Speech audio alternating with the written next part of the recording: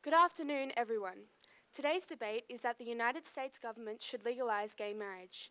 As the affirmative team, we have defined gay marriage as marriage defined in legal terms between two consenting adults of the same sex.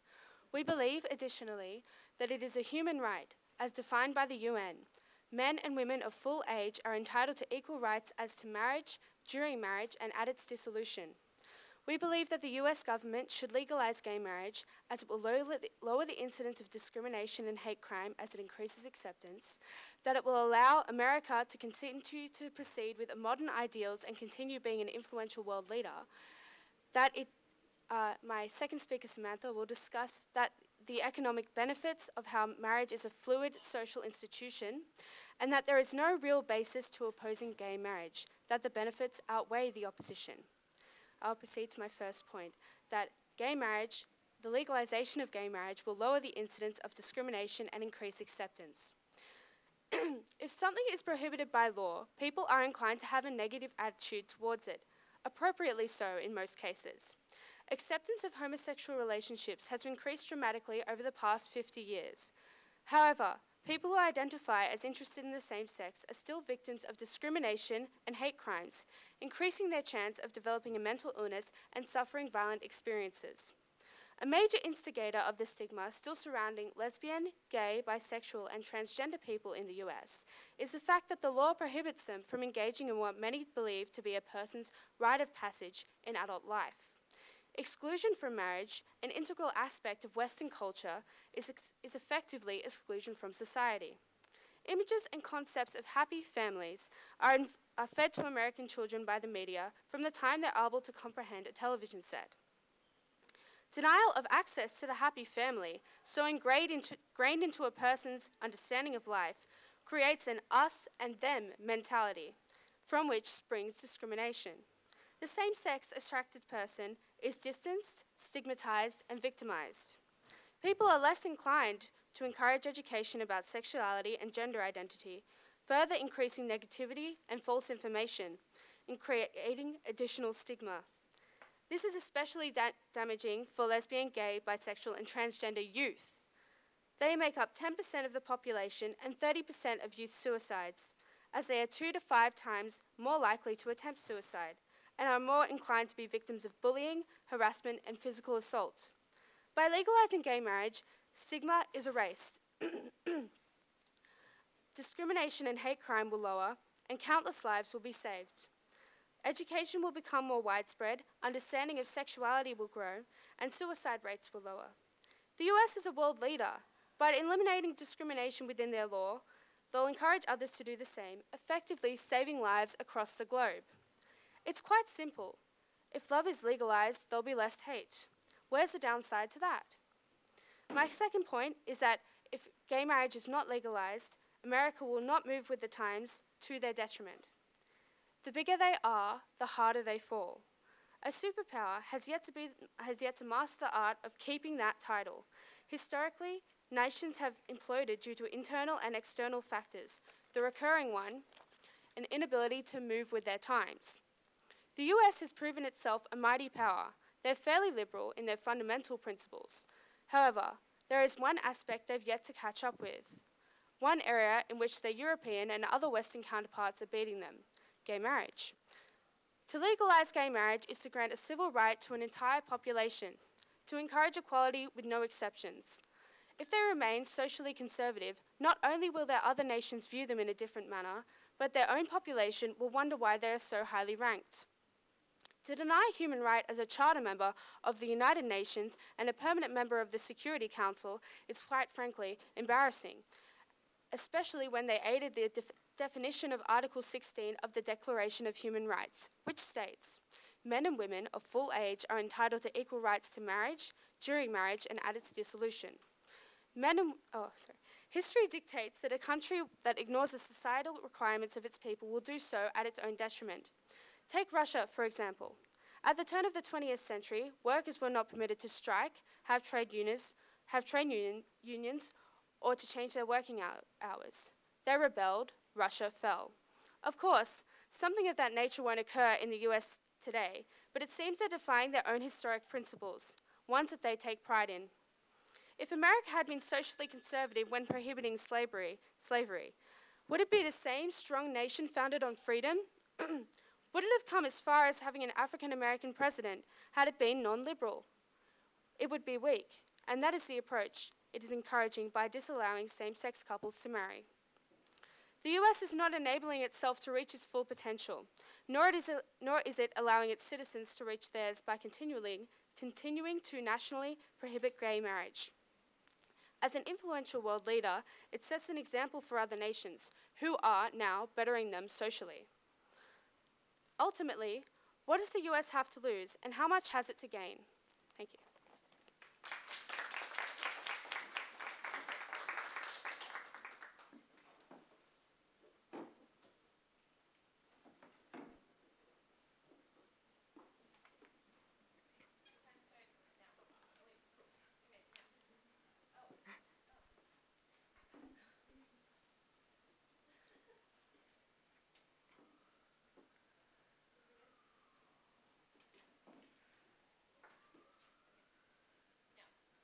Ladies and gentlemen, whilst the opposition have opened their argument today centered around the concepts of discrimination, human rights, and mental illness, they sadly fail to realize what this debate really revolves around, and that is marriage. Why? Because it is not the intentions of the opposition that are flawed, but rather their solution. The opposition have failed to explain why specifically legalizing gay marriage is the best solution, because unfortunately, it is not. The first affirmative speaker noted that there was increased acceptance. While it is true that acceptance has increased, the legality of homosexuality has not been the cause of it. It was rather the result. Laws change after ideas, not the other way around. While it sounds nice to say that hate and discrimination will decrease, it really is not possible to do so through the law. For example, there are laws against sexism and racism, but that does not mean that discrimination has ceased. Today, the opposition has proposed a solution that America should legalize gay marriage. We, the negative team, very much agree with their noble intentions, for we do not stand for discrimination and inequality. However, we do not believe that legalizing gay marriage would be the most effective solution to bring about the equality we all desire, but rather a pointless proposal, as it fails to take into account the purpose and relevance of the state's power over marriage in today's constantly changing society. Let the bigots keep their precious traditions in their pristine medieval conditions, and the rest of America can pave a new road towards the future. As the first negative speaker, I will be discussing the simplicity and equality achieved by our proposition to entirely negate the state's right to acknowledge any form of marriage. Our second speaker will justify the shift away from marriage in modern American society, while our third speaker will summarize our argument. Ladies and gentlemen, if we look at modern-day America, it is obvious that marriage is merely an anachronistic institution, defined as a man and a woman who intend to live together. Therefore, we propose the much more beneficial proposal of removing the state's control over marriage laws and revert to a system where marriage is a religious and private enterprise. Because when it comes down to it, are individuals marrying for love and companionship, or to get tax breaks? No, individuals should be discriminated against. Therefore, instead of engaging in the complex legalization of gay marriage by completely eradicating the state's control, we would effectively reach a much simpler and equitable resolution. The proposition of legalizing solely gay marriage is a weak, one-dimensional response to the threat of discrimination. We cannot simply assume that all those who wish to marry are in monogamous relationships. What about polygamous relationships? Polygamy is currently illegal in all 50 states. Do these individuals not deserve the right to marry? How exactly does legalizing only gay marriage provide equality for all? State-free marriage, however, removes discrimination, monogamous or polygamous, homosexual or heterosexual. Our more effective alternative will also promote genuine multiculturalism, as marriage will be determined by cultural ideals rather than the institutionalized ideals of the state. The movement to legalize gay marriage will also promote and reinforce the current inequality which exists between those who are married and those who are not.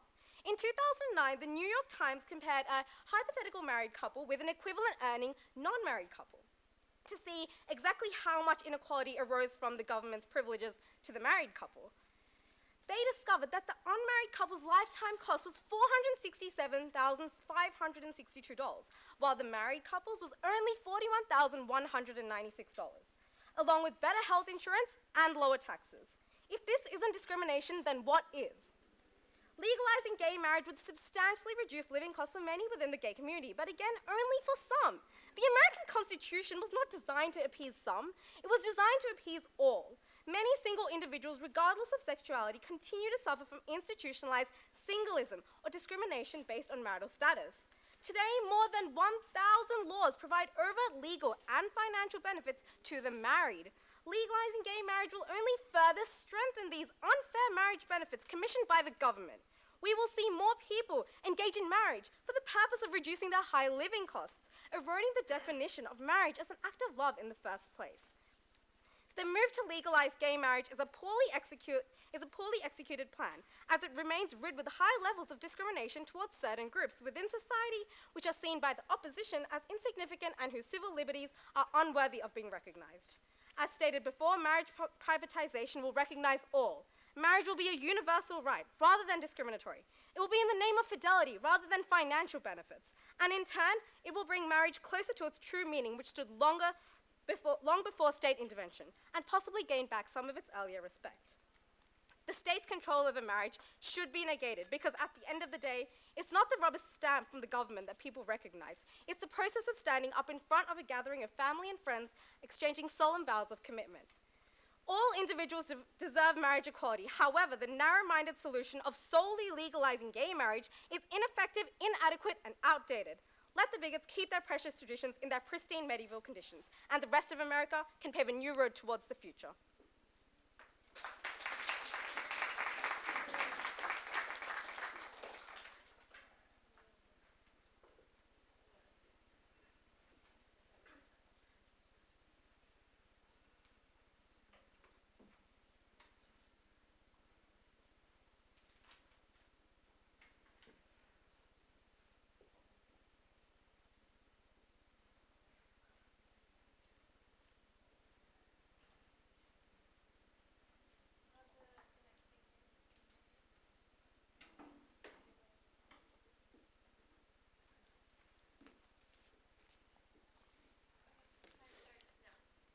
Good evening, ladies and gentlemen, or good afternoon. Before I begin my points, I would like to point out some flaws in the opposing team's case. They stated that laws won't change ideas. However, we believe that laws can change ideas. When slavery was decimated, men still were racist for a period of time. However, it takes a lag in society to change the ideals and attitudes for a while, and then it eventually changes. Also, they stated that marriage is a religious enterprise. Well, if this were true, why do people marry to enable people to have visas and come into their country?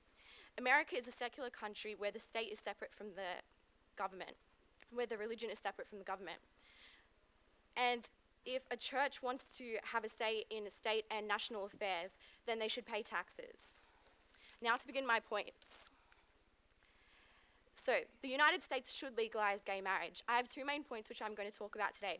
Firstly, there are many reasons why people are against gay marriage, but however, they have no relevance or substance in today's society. Therefore, it should be legalized. And also, the American economy will only benefit from these marriages, as marriage is a progressive institution which has changed many times throughout the past. I will now talk about how the main things or fears people have about gay marriage center around religious views and morals. Thus, this is the reason some states ban gay marriage and people have negative views on it. From a religious perspective, however, a negative view on homosexuality really has no weight. Firstly, why is it anyone's business of another's private life or who they fall in love with or want to marry? People have the right to religious beliefs, yes, this is true. However, they do not have the right to impose these beliefs on others. America is a secular country, as I said, meaning the state is separated from the government. Thus, whatever views people's religion might say are irrelevant. The Constitution in no place mentions religion. The only document which mentions religion is the Declaration of Independence, and this is not a legal document. Marriage in many ways can be seen as a contractual agreement. Marriage has historically occurred to join two people and two families together. In many cultures, it's more of a business transaction than being about love and commitment. Regardless of why marriage occurs, it is a legal union of two people. It is in American civil rights as it affords couples thousands of civil, financial, and social benefits. Now onto my point of morals. Some states believe or think that by allowing gays to marry, it will undermine what America originally stood for, having a traditional and ideological man and woman marry as an ideal of the American dream. If governments legalize gay marriage, it is sending a message to society that their attitudes should be one of acceptance. Some people believe gay adoption undermines the traditional family values and think it is wrong for children to be raised by same-sex couples, as it will have negative impacts on the child or raise them to be homosexual. However, there are a number of homosexuals wanting to adopt, with the 2007 Urban Institute report finding that more than half of gay men and 40% of lesbians want to adopt. This is a huge amount of people that could potentially get married, get many children out of the instability of foster homes, which increase children's chance of developing attention deficit hyperactivity disorder, anxiety, and increase the chance of people being homeless and living in poverty. Also, according to the Oxford University Press, lesbians are more likely to adopt children which have special needs and minority children, which is a hard group to adopt out. And that of the gay population, consisting of 3.5% of the American population, tend to be more motivated, more committed than heterosexual parents. On average, because they choose to be parents. As Abby Goldberg, a psychologist at Clark University, Massachusetts, says, gays and lesbians rarely become parents by accident, compared to the 51% of pregnancies in the United States every year, which are unintended. Goldberg says that translates to a greater commitment on average and more involvement. It is better to have parents that are willing and determined to adopt than have children raised by abusive parents or alcoholics. If Americans are really interested in the welfare of their children, the government should provide for an institution where parents are more likely to stick together and receive the same governmental support as heterosexual couples to ensure the welfare of the children is paramount. Therefore, there is no real substance for the views against gay marriage, and the benefits outweigh the negatives. Marriage is a particularly fluid institution which has endured many changes throughout the course of America's history. Changes throughout marriage have been progressive, as the Supreme Court decision in 1967, which invalidated laws prohibiting interracial marriage. It became about because a black woman and a white man had been sentenced to a year in prison in Virginia for marrying each other. The Racial Integrity Act of 1924, which prohibited this marriage between couples as white people and classified as colours. Ideas about marriage from the past have changed as people have come to be more educated and less insular. It is not in the interest of America to deny its people rights. Same-sex couples should have the same access to the same benefits enjoyed by heterosexual couples and married couples. Many benefits are only enjoyed by married couples, such as hospital visitation during illness, taxation, and inheritance rights, access to this family health coverage, and protection in the event of a relationship ending. There are also many benefits to the American economy, such as it would boost tax revenues, and legalizing same-sex marriage would bring in between 20 million and 40 million more per year in taxes, according to a December paper from the University of Michigan economist Adam Stevenson. It helped New York's economy in the first year that gay marriage was legal in New York City. The city reaped $259 billion thanks to the license fees and wedding-related spending, according to the CNN Money. Thank you.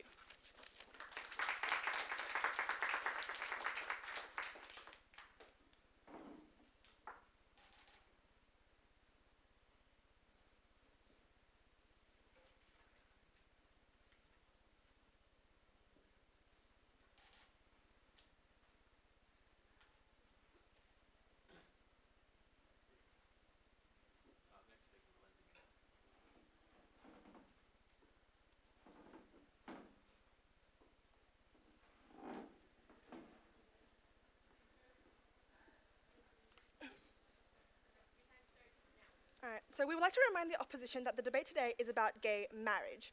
Now, it's not about gay rights or acceptance or discrimination, sexism, racism, that kind of thing. Now, I agree wholly with the second speaker that there are many irrelevant arguments that people have brought up against gay marriage. For example, marriage is a pure union, you know, so homosexual can raise children just fine. I believe that. I truly do. Now, the opposition has stated that it's not anyone's business to control anyone else's. Then why are you promoting that the government control marriage instead of promoting that marriage is as we stated? Our solution means the government would have no control over their own affairs. Now, we are not against gay marriage. We are not against gay relationships. The opposition have completely chosen to ignore our solution of privatization, which achieves the quality they mentioned.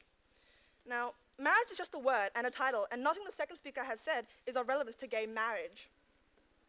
As the first speaker of our team stated, marriage is the formal union of a man and a woman, as typically recognized by law. No political community up until the year 2000 has ever defined marriage as anything other than a man and a woman. The issue at hand here is, should gay marriage be legalized? Every single person on this earth should have, no, they deserve to have, the right to live and to love whoever they choose. They can join a religious community and perform a wedding. In all 50 states of America, this is legal. They can enter into employment and gain benefits. That's also legal. People don't necessarily need their names on a slip of paper to love and to live like they deserve to, because that's all marriage is, 2 names on a slip of paper. Now, in a society where love is no longer defined by matrimony, there is simply no point in instigating potential uproar in the American community about this issue. Let the bigots keep their precious traditions in the pristine medieval condition. The rest of America can pave the new road into the future. Now, to explain my point, let's take a look at the origins of marriage. The first ever recorded marriage was between a man and a woman, and it dated back to 2350 BC.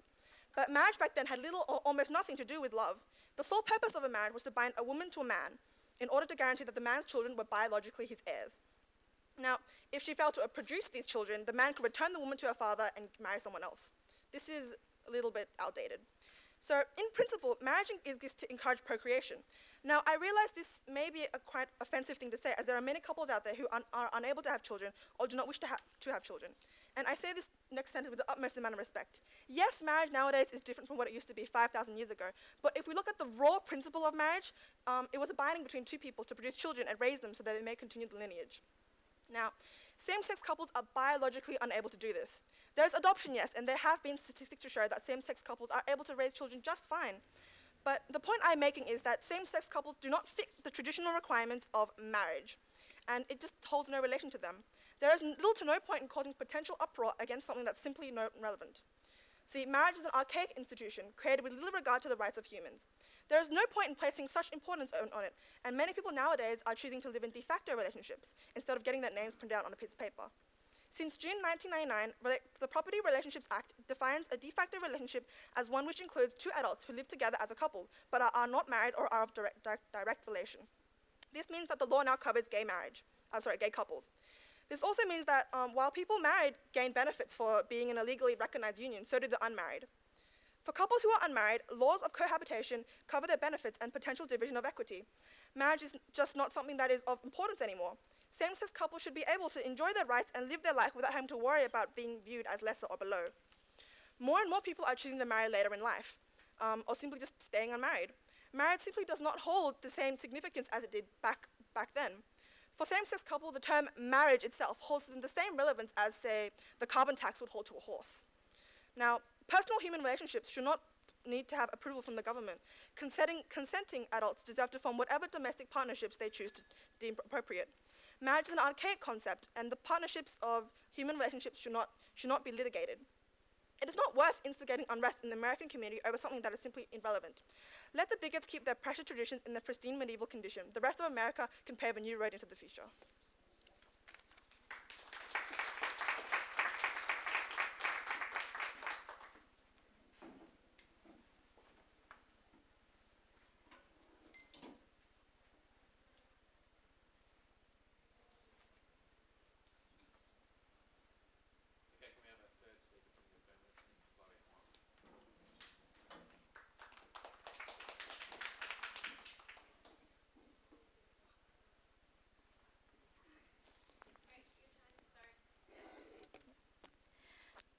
Good afternoon, ladies and gentlemen.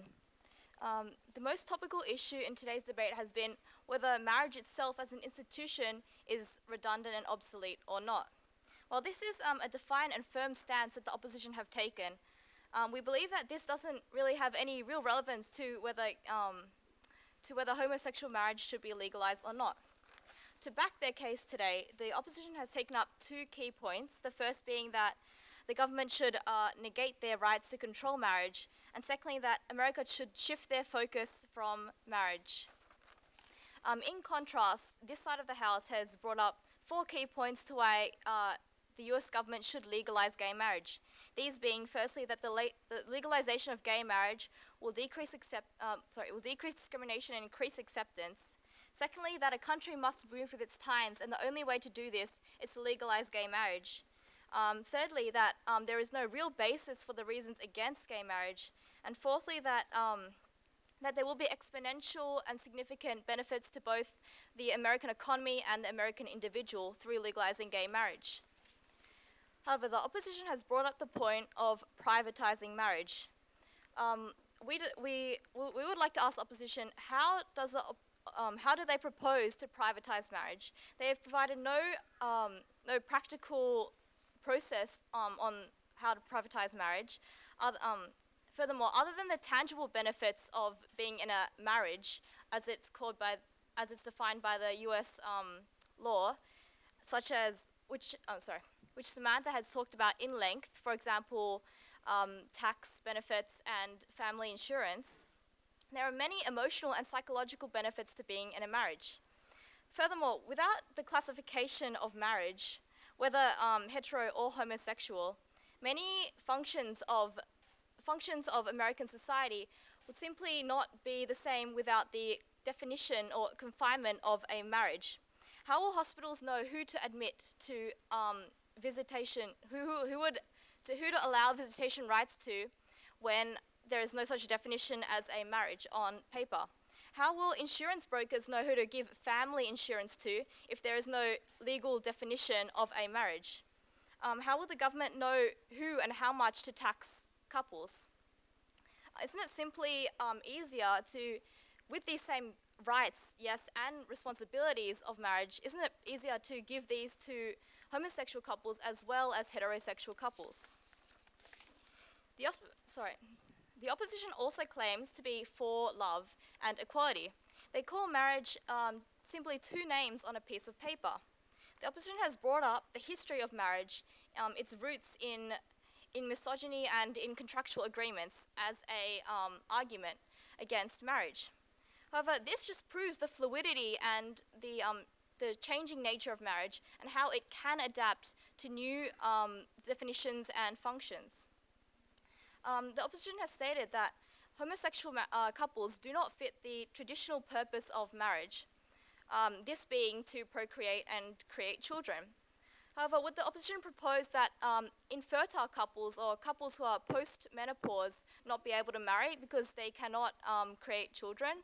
Well, of course not. So this argument also is redundant. The opposition has also brought up de facto relationships as a suitable alternative to marriages for homosexual people.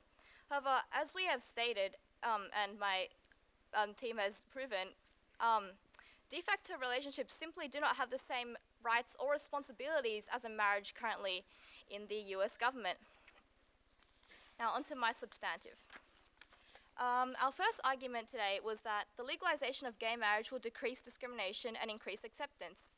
A particularly poignant example that Olivia talked about was homosexual youth and how it is really disheartening for them to know that they will never be able to participate in marriage with the people that they love. Secondly, she talked about how legalizing gay marriage is moving with the times and how remaining stagnant can be harmful to a country's health, and how the only way to move with the times now is to legalize gay marriage.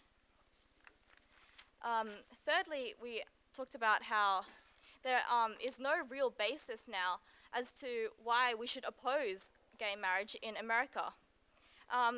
The reason of religion is redundant because America is a secular society, and also concerns about adoption can be negated by the reassurance that that children in foster homes and particularly special needs children will benefit from being adopted by gay couples.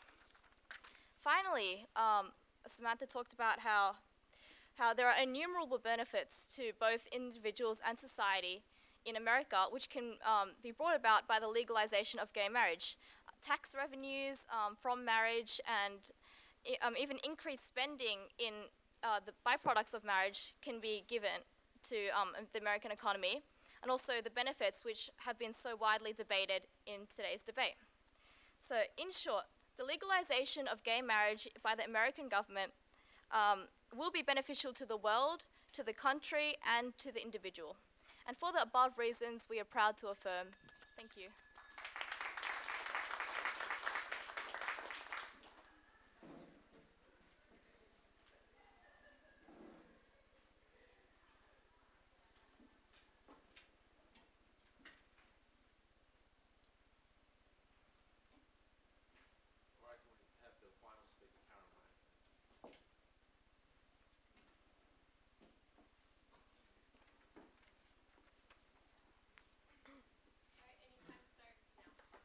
Ladies and gentlemen, in addressing the issue of whether the United States government should legalize gay marriages, it appears that today's affirmative team has continually failed to recognize a fundamental fact.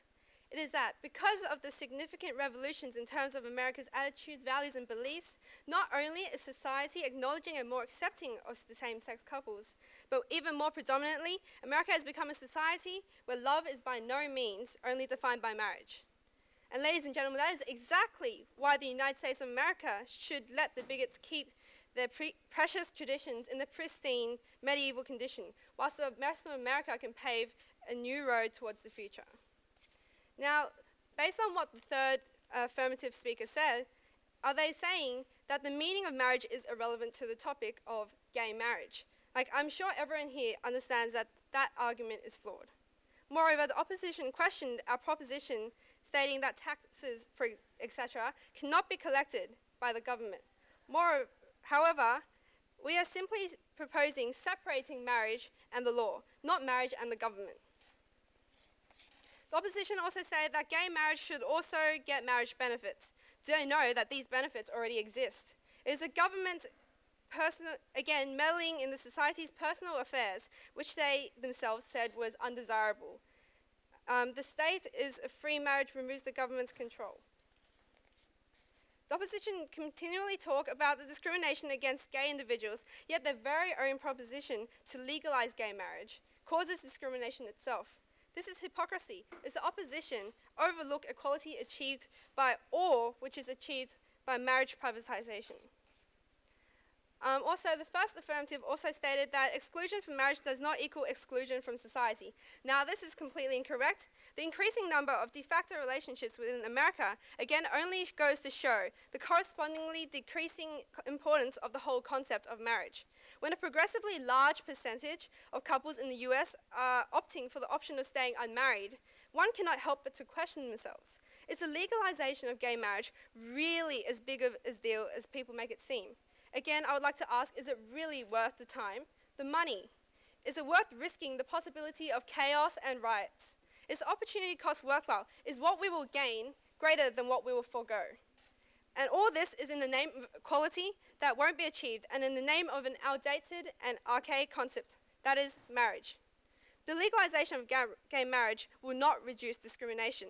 2,000 years of tradition will not simply go away with the simple legalization of same-sex marriage.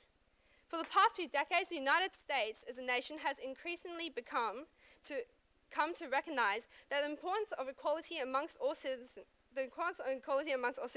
Of course, this also encompasses the whole concept of the legalization of same-sex marriages. Again, I would like to emphasize that whilst we do not oppose the intention of this idea in any way, the proposition is simply insufficient and extremely exaggerated in its benefits.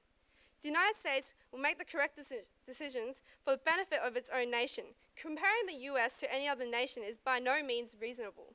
America is unique in its own way, and the affirmative team seems to believe that just because other nations have legalized gay marriage, so should America.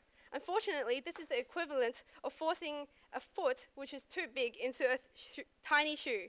It is uncomfortable, and it just doesn't work, and is essentially wrong. The affirmative team has also emphasized that discrimination, hate crime, and even suicide rates will go down because of the legalization of gay marriage. Whilst the legalization of gay marriage will seem to create equality between heterosexual and homosexual individuals, the reality is that it barely scrapes the surface, failing to take into account the more substantial and pervasive issues that are involved.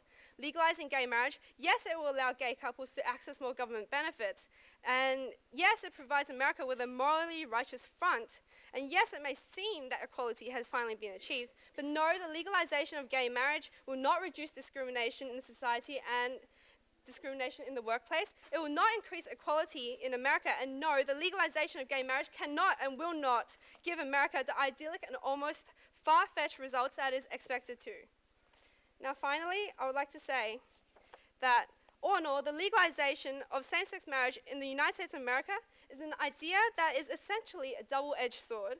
It is an idea that comes with good-natured intents, but will end with unsatisfactory outcomes, and is an idea that should only ever remain an idea, because in a society where marriage is simply an archaic institution and an institutionalized union, The United States should let the bigots keep their precious traditions in the pristine medieval condition, whilst the rest of America can pave a new and better road towards the future. Thank you.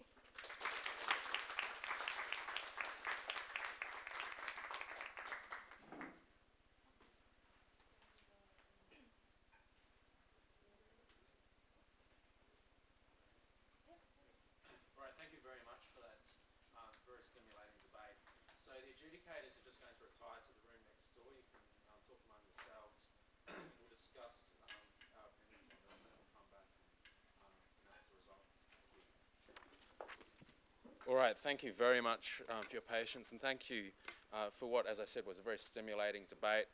It is an issue which creates a lot of passion, of course, in the United States as well as in this country. So it was a big ask, in a sense, to ask each of you to take on a side which you may or may not have agreed with, and to debate that and understand the arguments, the arguments behind the particular case that you're putting forward. So after a discussion, we agree that essentially the argument came down to the cases, as I summarised for each of the teams, that on the affirmative side, it seemed that the core of the case to us was an argument about the signalling effect of law. That because this topic does focus on the legalisation of gay marriage, that there is the signalling effect that law has, that if particular legislation is put in place, it sends a signal to society about what its norms and values are. And so on that basis, legalisation, as opposed to other potential forms of recognition of same-sex marriage, does have its distinctive quality, that law can have that effect, and that then has a practical flow-on effect to society. And that seemed to be part of the core of the case of the affirmatives argument. On the other side, the other team, the negative team, was arguing that essentially law was secondary, that there are other societal and social factors which are the cause of discrimination, and that if the law can't achieve full equality, that on that basis the law shouldn't be changed because it may be a continuation of other forms of equality. As long as you can find imperfections in that law, and then essentially it's not the correct route to take to legalise same-sex marriage. After consideration of those competing arguments, the adjudicators have decided unanimously to award the debates to the affirmative team. And so I'll go through a couple of the reasons why we think that is the decision that we've reached. So there was this argument essentially that was put forward by the affirmative team, that the concept of marriage does serve this broader social function and political function.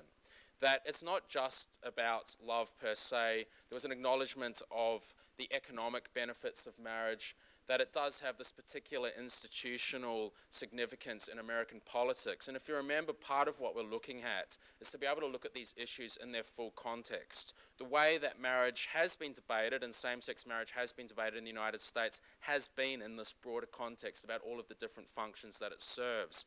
And so the affirmative team acknowledged that and talked about the different ways that marriage can achieve those different objectives.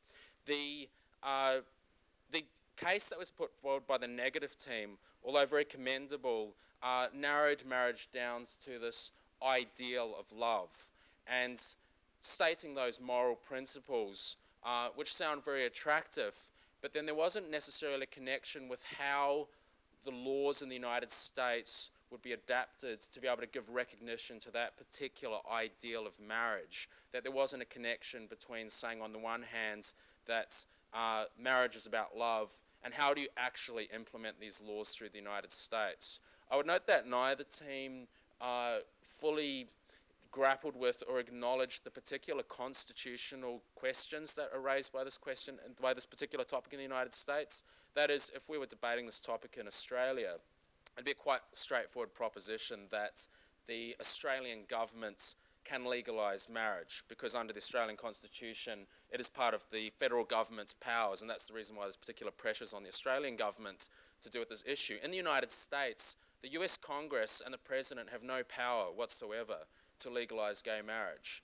That this is entirely a state matter, unlike Australia, and it's actually up to the individual states. There was a tacit acknowledgement of that by the negative team, I think, in the theme that was used, the theme being, which I wrote down at some point,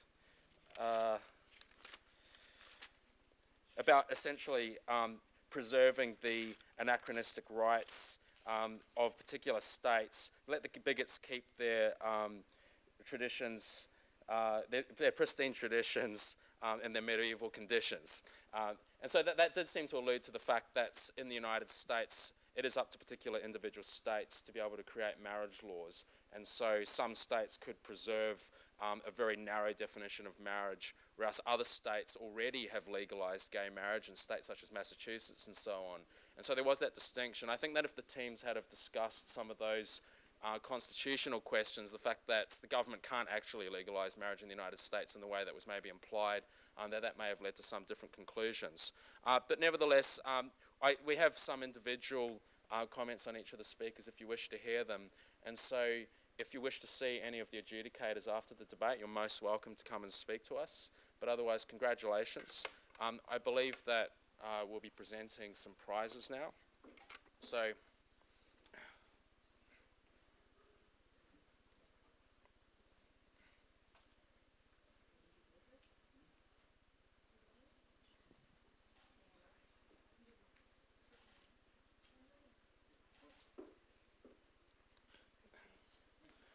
if we could have a round of applause for both of our teams today for a very good effort.